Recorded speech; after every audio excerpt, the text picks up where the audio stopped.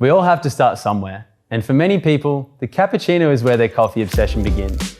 Traditionally, it's made by its size and ratio of coffee, milk, and froth being in thirds.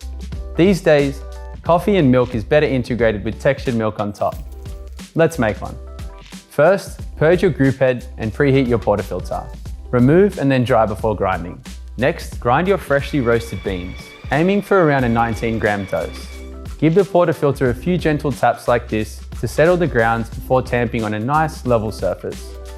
The most important thing is consistent pressure every time, then visually check that your tamper is level.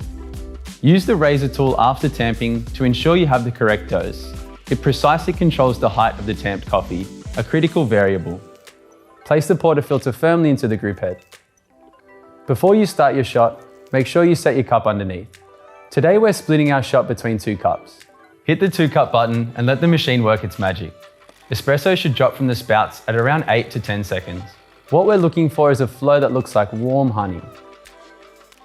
This classic coffee deserves a little extra love, so we're dusting chocolate powder into the espresso. Next, I'm going to texture the milk. Now with a cappuccino, I'm aiming for a different milk texture than say a latte. For a single cup, I'll start with the cold milk that's around 1/3 of the jug in volume.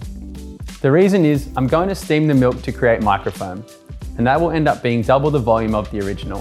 Before we begin, purge to clean out the steam wand, clearing condensation and milk residue. Place the steam wand around 1/2 inch into the milk and open the steam valve so it starts to draw the air near the milk surface. Lower the jug after a few seconds to introduce air to the milk surface, and remember, if it screeches, lower the jug further. The key here is texture first and then temperature. In texturing the milk, I'm aiming for a temperature of around 140 to 150 degrees Fahrenheit or 60 to 65 degrees Celsius. A good manual indicator is when the jug becomes too hot to touch.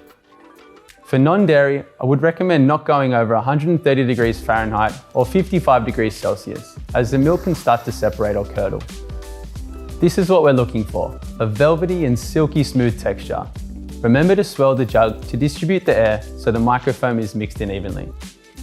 Once done, don't forget to purge the steam wand to clear remaining milk inside the wand and give it a wipe with a nice damp cloth. Next, pour the textured milk into the espresso. The drink generally has more microfoam than a latte, so keep this in mind when pouring.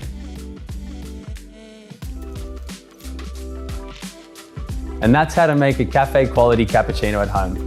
No wonder it's been popular for over a century. Enjoy.